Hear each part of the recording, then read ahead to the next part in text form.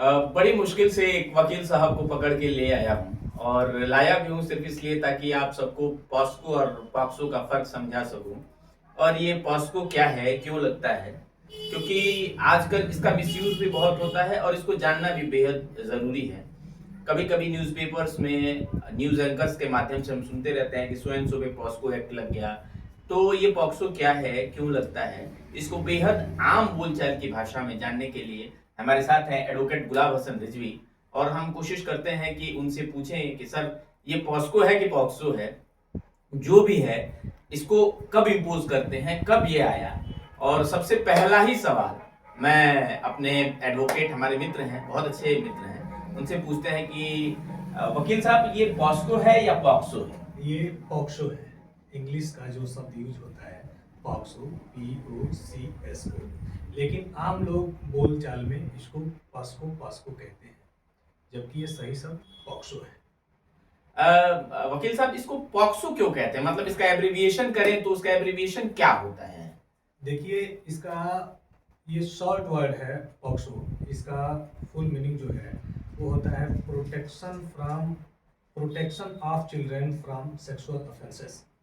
इसका मतलब है कि जो बच्चे हैं, जो माइनर्स हैं, जी उनको ऑफेंस से बचाने के लिए हमारी कानून की किताब जो है उसमें ये प्रावधान किया जी गया जी है। सर, आप ये हमारे दर्शकों को बताइए कि इसको कब इंट्रोड्यूस किया गया इंडिया में? 2012 में इसको इंट्रोड्यूस किया गया इंडिया में। और भारत में जो बच्चों के साथ लैंगिक हमले हो रहे हैं, ये बड़ा ही दुखद स्थिति है। 2012 में एक दिल्ली में चर्चित रेप कांड हो गया, जिसको निर्भया का निर्भया रेप कांड के नाम से जाना हिंदुस्तान का सबसे फेमस। जी जी। हाँ। उसके बाद हमारी सरकार ने ये कानून लाई, जिसे पॉक्सो कानून कहा गया, जिससे सरकार की मंशा है कि 18 वर्ष से कम उम्र के बच्चों को सेक्सुअल ऑफेंसेस से रोका जाए। समाज में एक भय इस कानून के हवाले से हो और बच्चों के साथ जो लैंगिक अपराध हो रहे हैं इसको कम किया जाए। यानी बच्चों के साथ जो लैंगिक अपराध हो रहे हैं उसको रोकने के लिए पॉस्को लाया गया। जी। और इसका पूरा नाम वकील साहब ने बताया कि इसका पूरा नाम क्या है। मैं आपको याद दिला दूं कि आशाराम जो है, उनको पॉस्को के तहत ही या पॉक्सो के तहत ही सजा हुई। और एक बहुत रेनाउंस केस था, कठुआ रेप केस, जिसमें पॉस्को लगा था। लेकिन हम उससे थोड़ा आगे बढ़ के यह जानने की कोशिश करते हैं कि यह पॉस्को जो एक्ट है ये कब इम्पोज किया जाता है। वकील साहब, ये पॉस्को कब लगाती है पुलिस? देखिए, 18 वर्ष से कम उम्र के बच्चे का मतलब वो बालक या बालिका कोई भी हो, जब उसकी उम्र 18 वर्ष से कम हो और उसके साथ कोई भी व्यक्ति लैंगिक अपराध कारित करे। लैंगिक अपराध के कई श्रृंखलाएं हैं, जैसे उसके साथ माउथ, एनफ या ऐसे कृत्य जो समाज में अपराध की दृष्टि से देखा जाता है। यदि कोई इस तरह का कार्य करता है जो अपराध है और वह 18 वर्ष से कम उम्र के किसी बच्चे के साथ होता है, तो वहाँ पॉस्को होता है। जैसे वकील साहब का ये कहना है कि अगर 18 वर्ष से कम कोई भी बालक या बालिका हो और उसके साथ अननेचुरल तरीके से आप उसका यौनाचार करने की कोशिश करते हैं, और यौनाचार में बहुत सी कैटेगरी आती हैं। अगर आपने उसको गलत तरीके से छुआ, उसको गलत तरीके से किस किया, उसको दबाव में लाकर और कुछ भी करने का प्रयास किया, और पेनिट्रेशन न करने के अलावा भी आपने अगर किसी भी तरीके से उसको मानसिक उत्पीड़ित करने का प्रयास किया, तो पॉस्को इंपोज होता है। अब जो सबसे गहरा सवाल है वो ये है कि वकील साहब, आप तो सेशन कोर्ट के वकील हैं और जज के सामने आप डैश पे जाते भी हैं, चैलेंज भी करते हैं। तो मैं ये जानना चाहता हूं कि कितने प्रतिशत केसों में आपको ये लगता है कि अनावश्यक रूप से पॉक्सो लगाया गया है? देखिए, कुशीनगर जो जिला है, बाकी जिलों की तो बात थोड़ी सी मैं अनभिज्ञ हूँ, लेकिन कुशीनगर जो जिला है, यहाँ इस समय इस एक्ट की जो प्रभाव है वो बहुत ज़्यादा है। और मैक्सिमम मामले दो लोगों के बीच कोई झगड़ा हुआ, कुछ ज़मीनी विवाद है, या किसी तरह के तनाव है आपस में, लोग तत्काल इसका उपयोग कर दे रहे हैं। वो नहीं समझ पा रहे हैं कि इससे किसी व्यक्ति के जीवन में कितनी दुविधाएं हो सकती हैं, वो उसके जीवन में और ये केस लग जाने के बाद कहाँ तक उसको सजा मिल सकती है। लोग बिना सोचे समझे इसका प्रयोग कर रहे हैं, जबकि अगर पॉक्सो एक बार किसी व्यक्ति के ऊपर लिख दिया जाता है पुलिस के द्वारा, तो एक तरह से ये कहा जाए कि उसका जीना दुभर हो जाता है। जैसे क्या होता है कि 18 साल का कम अगर कोई लड़का है और 18 साल की कम अगर कोई लड़की है और उन दोनों के बीच अफेयर तरीके का हो गया, घर वालों के खिलाफ अगर उन्होंने अफेयर किया, और हो सकता है कि घर वालों को पसंद ना हो कि मेरी लड़की या मेरा लड़का इस रिश्ते में रहे या ये गलत है, तो कई बार ये होता है कि इंटेंशनली जानबूझकर बच्चे के ऊपर पॉस को इम्पोज कर दिया जाता है। न सिर्फ ये तो 18 साल के कम, कई केसेस में ऐसा होता है कि लड़की 18 साल से कम है और लड़का 18 साल से ज्यादा है, और हालांकि उनका कोई फिजिकल मेट नहीं हुआ है, कोई इस तरीके से नहीं है कि उनका कोई रिलेशन बना हो और उस तरीके से कुछ हुआ हो, लेकिन फिर भी चूंकि पॉस्को में ये लिखा है कि यह असॉल्ट है और असॉल्ट को प्रूफ करना जो है वो थोड़ा मुश्किल होता है, ऐसे केसेस में लड़की के घर वाले लड़के के ऊपर पॉस्को इंपोज कर देते हैं, और उस केस में लड़के के लिए और लड़के के घर वालों के लिए बहुत परेशानी हो जाती है। ये सिर्फ न मानसिक रूप से यह पीड़ा देने वाला है, बल्कि घर के लड़के के माँ बाप को भी बहुत समस्याएं होती हैं, जमानत नहीं मिलती। इसलिए मेरे यह वीडियो करने का अर्थ सिर्फ इतना है कि मैं उन बच्चों को भी गाइड कर सकूं कि फ्रेंडशिप करने से पहले थोड़ा सा 2 मिनट सोचना ये जरूरी है कि कहीं ये फ्रेंडशिप हमारे जीवन को किसी मुश्किल, किसी ट्रबल की तरफ लीड तो नहीं कर रहा। ये जानना बेहद जरूरी है।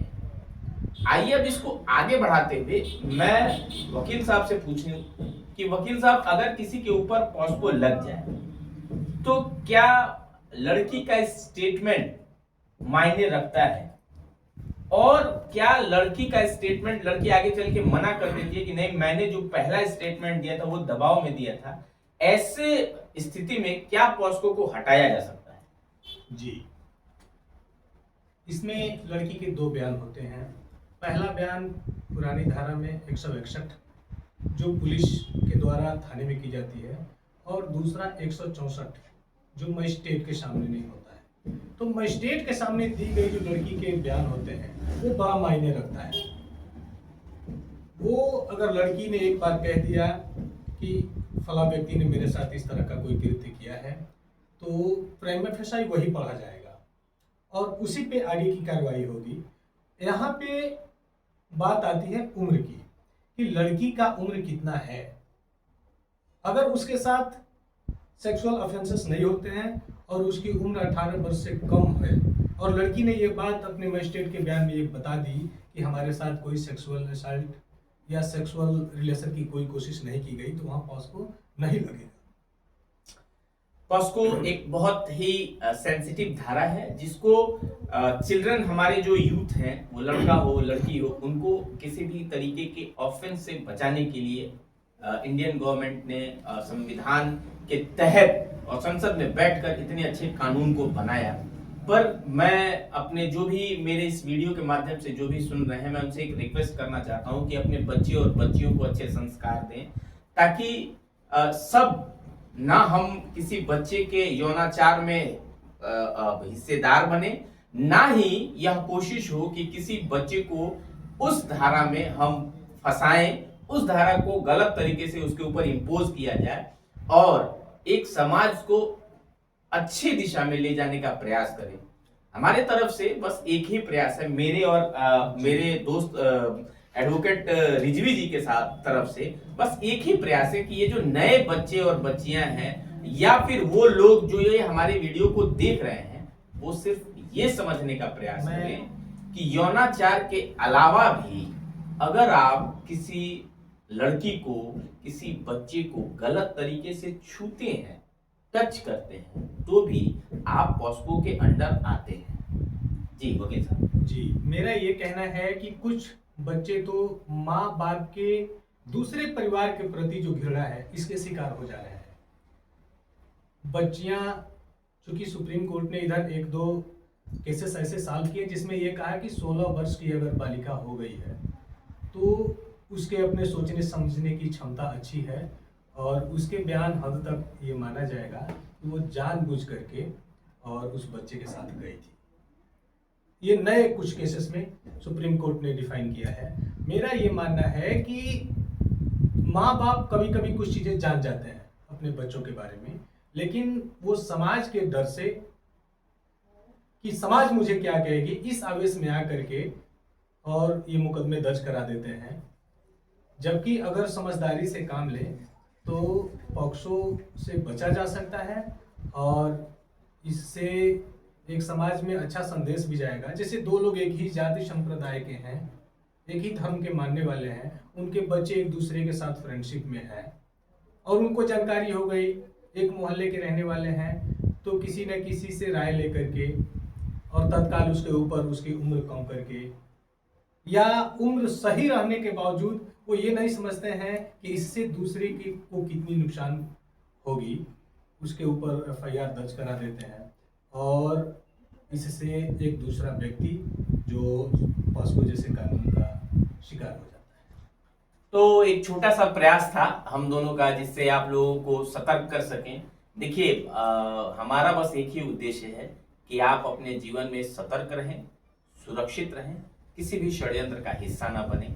आइए हम और आप मिलकर एक स्वच्छ स्वस्थ समाज का निर्माण करें, क्योंकि ऐसे समाज में ही अच्छे बच्चे और बच्चियों का विकास होगा और वो देश के विकास के नए मानक बनेंगे। बहुत बहुत धन्यवाद।